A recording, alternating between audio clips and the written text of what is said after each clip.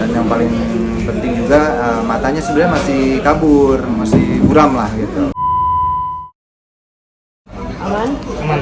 Oke Kak? Oke. Kak, gimana kemarin sudah pulang juga Kak Bekti? Itu rasanya gimana tuh kebahagiaannya? Wah, alhamdulillah ya, lega banget sih akhirnya bisa pulang. Kondisinya juga udah semakin sehat, itu yang terpenting sih. Jadi kita juga keluarga tuh rasanya ya udah plong lah, udah lega, tinggal maintenance yang sekarang sampai ke sembuh. Iya, recovery. Tapi untuk keadaannya pada saat ini tuh seperti apa nih Kak? Kok bisa sudah diperbolehkan pulang? Apakah yang untuk di kepalanya sudah, yang cairannya sudah hilang atau seperti apa? Ya, jadi kenapa bisa pulang? Karena sudah pusingnya sudah menurun. Progres cepat banget, jadi sudah baik. Setelah ada pemasangan selang tambahan, jadi memang udah permanen, itu jadinya pusingnya sudah sangat berkurang, sudah nggak ada demam lagi, jadi tinggal hanya recovery sebenarnya pelan-pelan karena ada 3 minggu tiduran terus kan ya, jadinya mungkin otot-ototnya lemas dan lain, akhirnya jadi nanti pelan-pelan penguatan lah dibantu sama fisio. Dan yang paling penting juga matanya sebenarnya masih kabur, masih buram lah gitu, itu yang pelan-pelan juga dilatih lah, jadi nggak harus sering ketemu sinar, harus ada interaksi, jadi nggak boleh merem-merem terus. Itu untuk perbedaan yang sebelum sakit itu kan sehat banget, kuat banget. Nah sekarang tuh agak-agak katanya matanya tuh agak kosong, kalau netizen bilang, itu gimana tanggapannya? Ya, jadi kalau untuk matanya itu kelihatannya kayak pandangannya kosong ya, karena tadi yang kayak Mas Roy bilang, memang masih ada blurnya gitu. Sudah bisa melihat bentuk gitu ya, dan membedakan warna beberapa, tapi belum detail gitu. Jadi makanya itu yang bikin dia kayak masih menerawang gitu, menerka-nerka gitu kan. Oh ini tangga, oh ini meja kayak gitu. Tapi untuk ingatan sudah amankah dari Kak Bekti sendiri? Alhamdulillah ya. Alhamdulillah, ingatan sih sebenarnya sudah ya. Dia mah nggak lupa. Cuman memang ada beberapa awal-awal itu ada short memory apa yang sedang dilakukan. Misalnya lagi terima kasih, habis itu minta ucapin doa, balik lagi terima kasih, ucapin doa lagi, muter-muter di situ aja gitu yang dilakukan. Tapi kalau memori yang lama, terus mereka dia selalu masih ingat semuanya. Tapi untuk melatih itu kembali supaya dia nggak jadi short memory itu seperti apa Bang?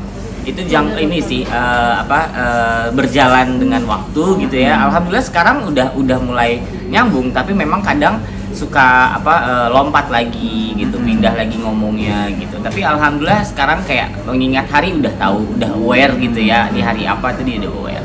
Kalau untuk fisioterapinya sendiri sampai sekarang berarti udah berapa kali beliau fisioterapi? Dari pulang ya? Iya, dari pulang berarti baru 1 kali, karena untuk fisioterapinya itu dia seminggu 3 kali, Senin, Rabu, dan Jumat gitu. Dan tapi di hari Selasa gitu-gitu tetap Dila, keluarga kita juga yang lain ikut pelatih juga terus-terusan, karena nggak boleh cuma nunggu fisionya aja. Tapi di rumah sakit kan sudah sempat fisio juga tuh sampai sekarang. Itu dari rumah sakit sampai sekarang itu mungkin perubahannya seperti apa? Mulai dari cara berjalannya, apakah sudah semakin membaik progresnya atau seperti apa?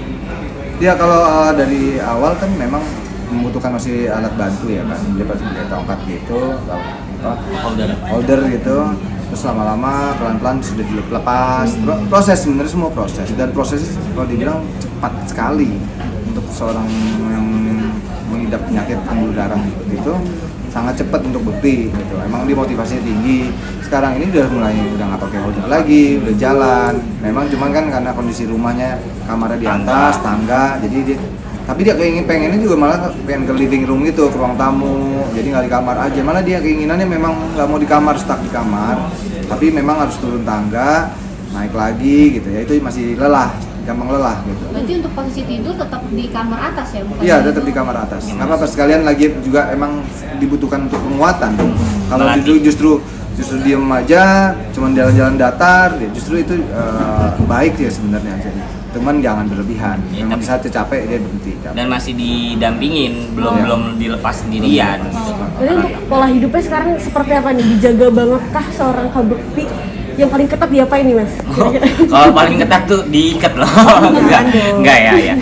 Jadi ya kalau sekarang sih pastinya dijagain. Kayak misalnya dia kemarin-kemarin kan kalau sedikit pusing minta obat.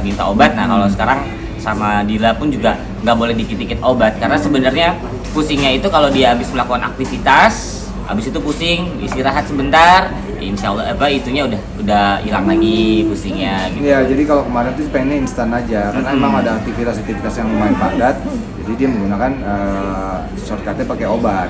Kalau sekarang udah nggak bisa, berarti kan emang sebenarnya yang bikin pusing itu cuma kelelahan aja. Kelelahan jadi capeknya. Jadi kalau kemarin kan pakai obat, jadi instan bisa bekerja lagi. Mungkin itu pekerjaan juga mungkin agak diinikan lah sedikit, dikurangi lah gitu.